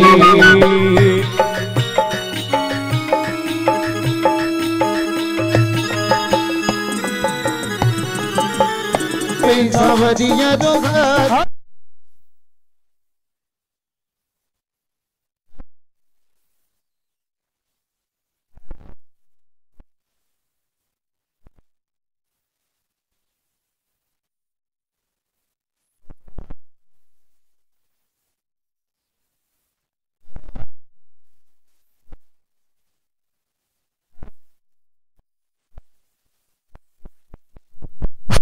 बोलिए सांवरिया सेठ की जय हो। अगर विश्वास उसके ऊपर है तो वो उद्धार करेगा। महाराज कथा का समय प्रतिदिन 11:30 से 3:30 तक है। प्रतिदिन 11:30 से 3:30। आज प्रथम दिवस था तो विलंब हो गया।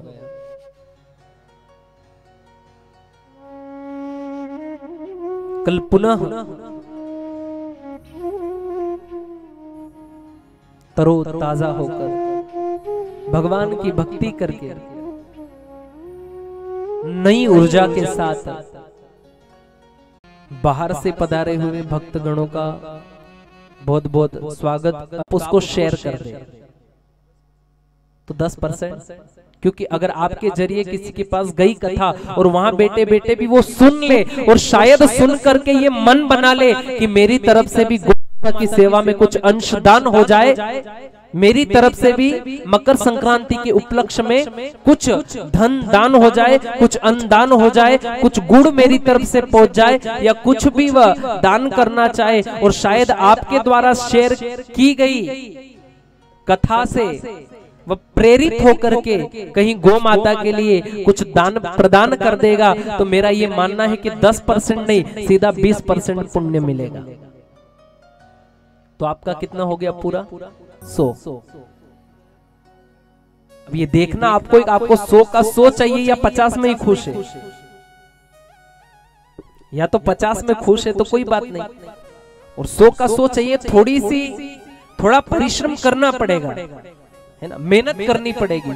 जैसे आज अपन यहाँ बैठे तो यहाँ भी कितना परिश्रम लगा होगा। पहले जगह एक जैसी करी, समिति वालों ने दिन रात एक कर दी, कार्यकर्ताओं ने दिन रात एक कर दी, थोड़ा परिश्रम किया। परिश्रम करने के बाद आप अच्छी जगह आकर बैठे हैं कहीं, है ना, तो कुछ परिश्रम आपको भी करना पड़ेगा। और मेरा तो ये मानना है कि जिस व्यक्ति के द्वारा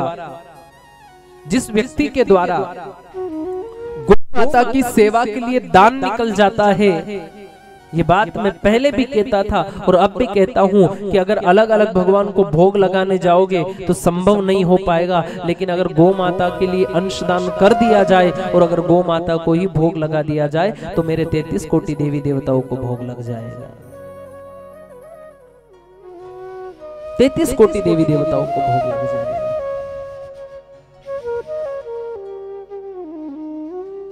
और आज का जमाना सोशल मीडिया का जमाना है, मोबाइल सबके पास है, तो आप सर्च कर सकते हैं यूट्यूब पर अमृतवाणी चैनल, और उससे आपके रिश्तेदार, आपके मिलने वाले, आपके मित्र, आपके बंधु, आपके बांधव बाहर बैठे अगर उनके द्वारा भी कोई सहयोग राशि प्राप्त हो तो शायद गौ माता की सेवा में लगा दी जाए। तो हम प्रयास करेंगे कि छोटा सा, कि जितना हो सके इतना गौ माता की सेवा के लिए यहाँ पर दान एकत्रित हो सके। और मकर संक्रांति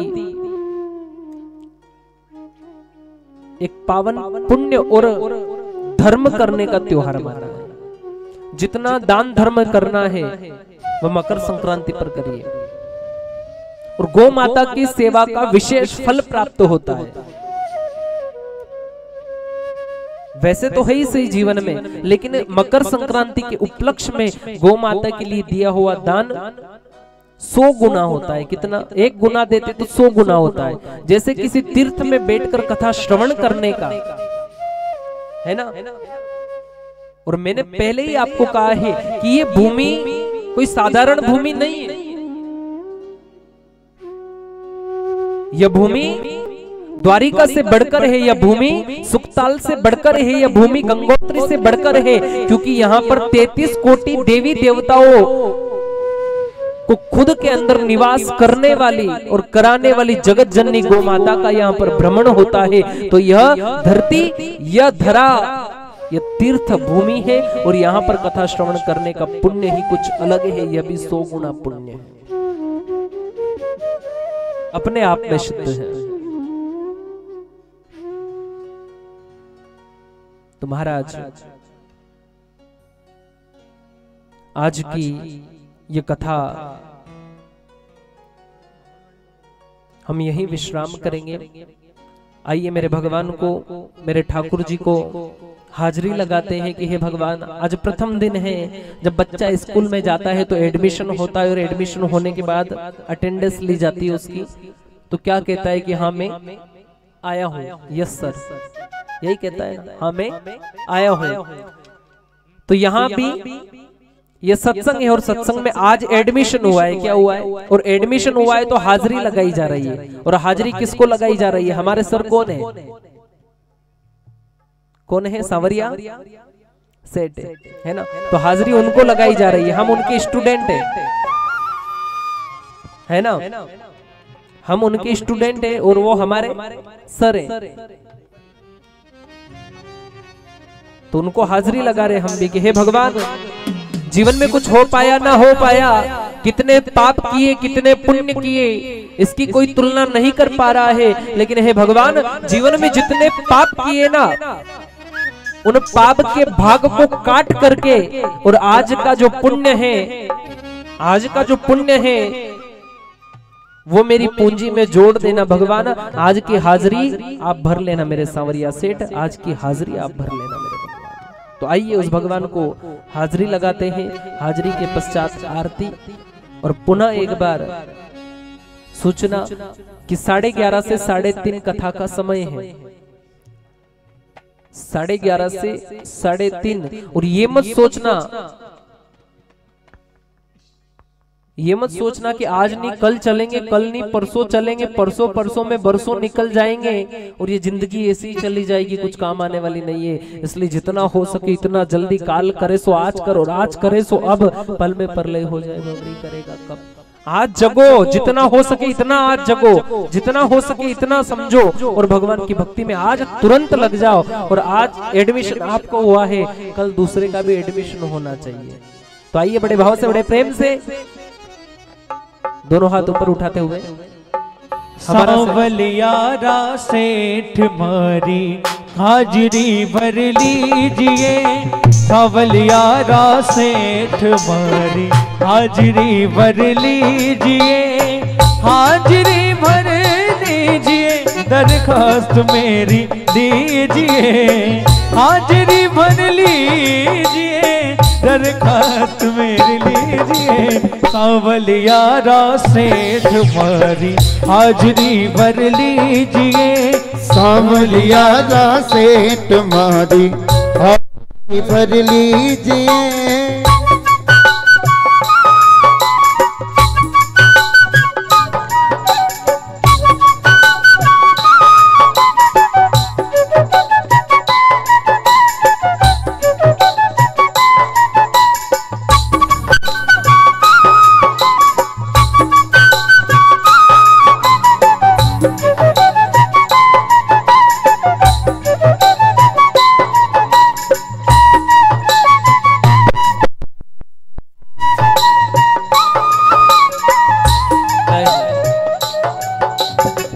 दुखिया भी आवे सांवरा, सुखिया भी आवे, दुखिया भी आवे सांवरा, सुखिया भी आवे, दुखिया भी आवे सांवरा, सुखिया भी आवे, दुखिया भी आवे सांवरा, सुखिया भी आवे, दुखियारा दुख एक पल में हर लीजिए, दुखियारा दुखड़ा तो पल में हर लीजिए, हाजिरी भर लीजिए, दरखास्त मेरी दीजिए, हाजिरी भर लीजिए, दरखास्त मेरी दीजिए, सांवलियारा सेठ मारी हाजिरी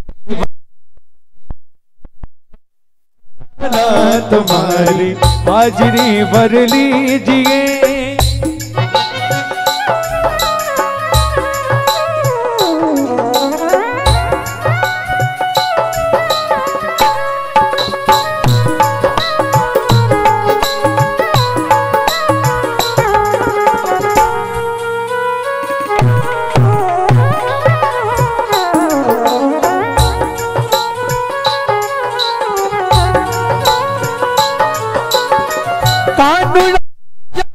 हमारी प्रीत कानूनी जाने हमारी प्रीत, हमारी में तो बाल कुमारी रे, कानूनी जाने हमारी प्रीत, कानूनी जाने हमारी प्रीत।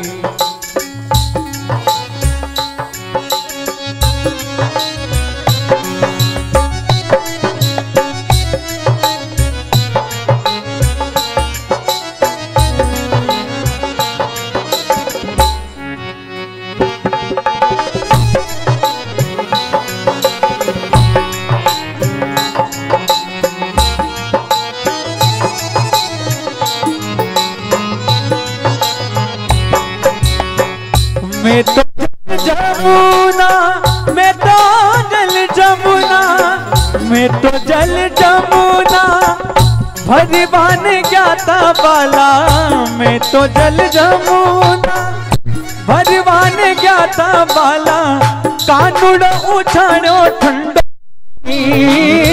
कानूड़ ठंडो नीर लाग्यो अरे नीर लाग्यो अरे कानूड़ो नि जाने मारी कानूड़ो नि जाने मारी प्रीत।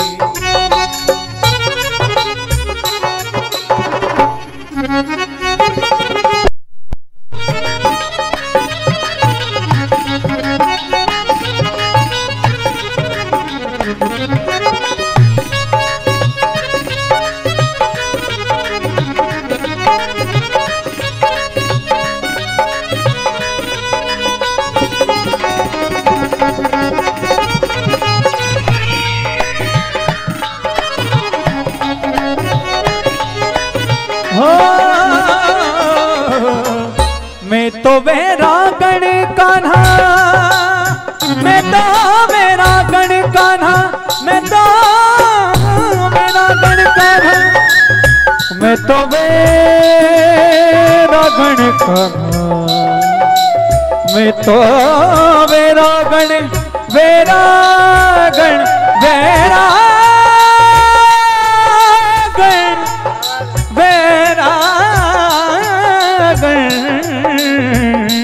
मैं तो मेरा गण कान्हा थाने तो नाम धीरे, मैं तो मेरा गण कान्हा थाने तो नाम धीरे, कान्हुड़ो बालू ने छूटी छा, कान्हुड़ो बालू ने छूटी छा, हो छापनुती धर हो छापनुती धर कानूड़ो नि जाने मारी प्रीत, कानूड़ो नि जाने मारी प्रीत।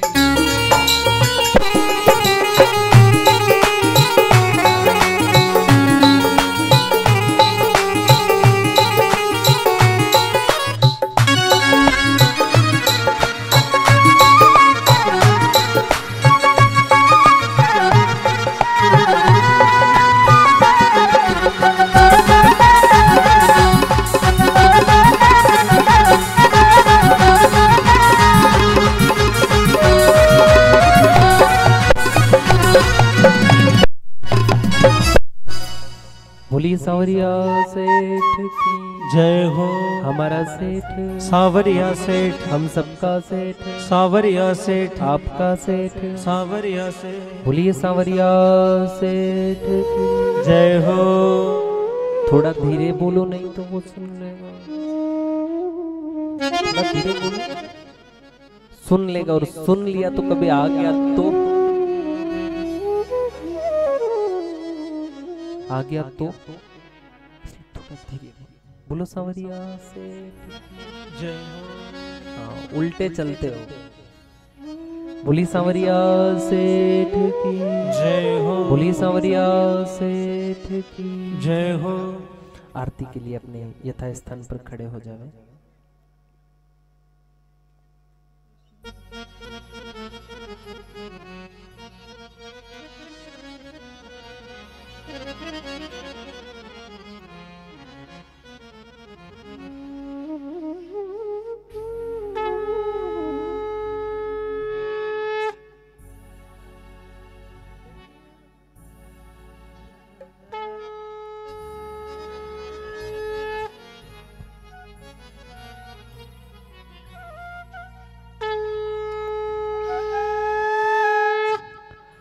कर्पूर गौरम करुणावतारम संसार सारम भुजगेन्द्रहारम सदा वसंतम हृदयारविंदे भवं भवानी सहितं नमामि। आरती गैया मैया की दुलारी कृष्ण कन्हैया की। आरती गैया मैया की कृष्ण कन्हैया की। आरती गैया मैया की दुलारी कृष्ण कन्हैया की। आरती मैया की कृष्ण कन्हैया की।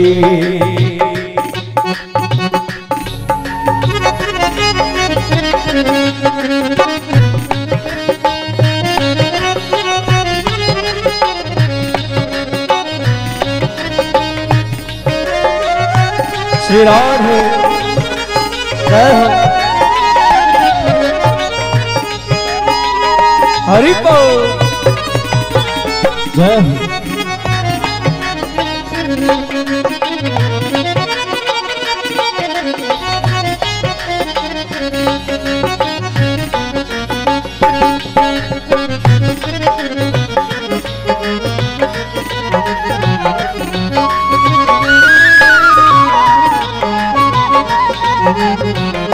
जहाँ से प्रकट हुई सृष्टि, जहाँ से प्रकट हुई, करे नित पंच गव्य वृष्टि, करे नित पंच रखती समृद्धि सकल पर रंग जिन्हें का ढंग बताती बात बधैया की। आरती गैया मैया की।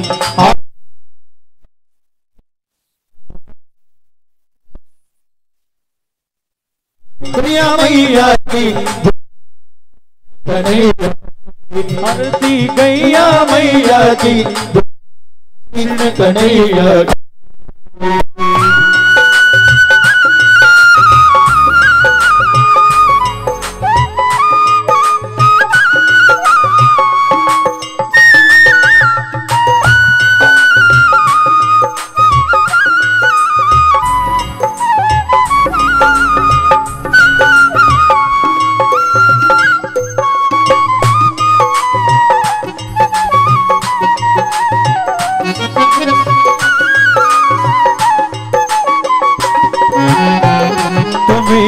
अमृत की नाभी हो अमृत की नाभी। समन करती हो विष का भी, समन करती हो विष का भी। तुम्हारी मूरत ममता की, मूरत ममता की। तुम्हारी झलक रहे ना अलग, चले पदनाग नथैया की। दुलारी कृष्ण कन्हैया की।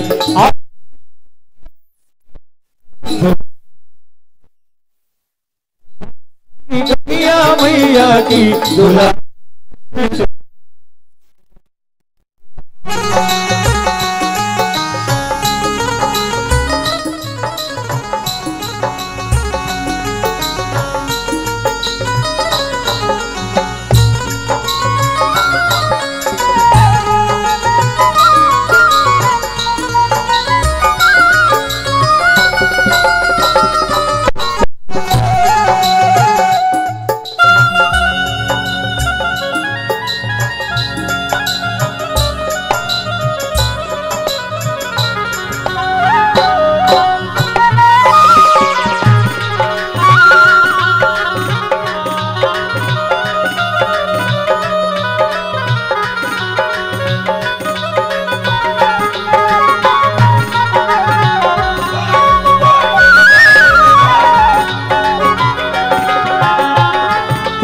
पर निर्भर है खेती, पर निर्भर है खेती। तुम्ही निर्बल को बल देती, तुम्ही निर्बल नहीं बदले में कुछ लेती, नहीं बदले में कुछ लेती। तुम्हारा गंग बनावे भंग, दिव्यता आवे हैया की। दुलारी कृष्ण कन्हैया की।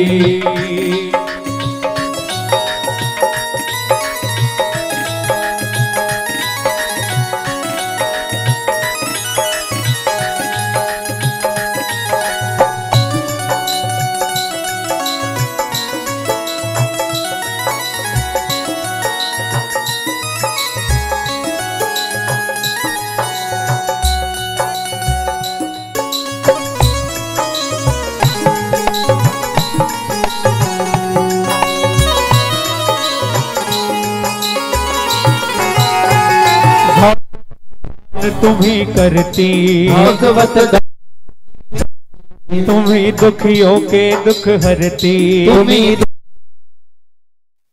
तुम्ही से सुखी है धरती, तुम्ही से सुखी है धरती। तुम्ही हो संत करो दुख अंत, दिव्यता आवे हैया की, दुलारी कृष्ण कन्हैया की।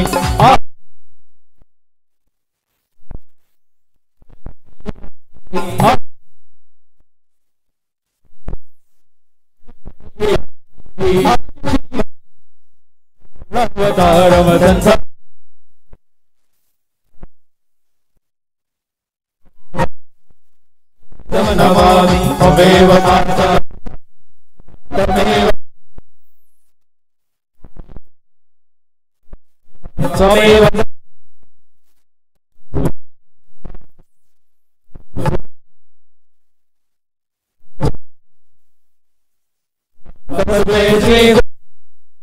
सभी के दोनों हाथ ऊपर, पांडाल में जितने भी खड़े हैं सभी के दोनों हाथ ऊपर, मीठी मीठी तालियों के साथ में हरे राम हरे राम हरे हरे।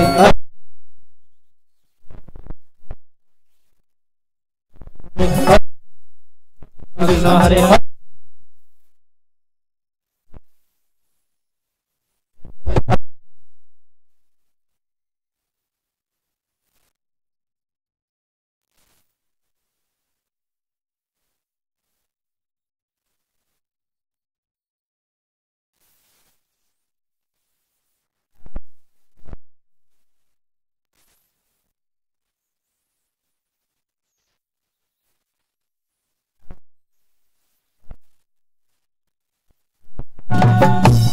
आरोर्तिकम् सद्लीकरणम् पुष्पे देवाधिवन्दनम् आत्माधिवन्दनम् देवाधिवन्दनम् तमन्त्र पुष्पाञ्जलिं हरि ओम् जग्नेन जग्नमय जन्त देवास्तानि धर्माणि प्रथमान्यः सन्नो देहनागं महिमानः सजन्द्रपूर्वे साध्याः सन्ति देवाः हरि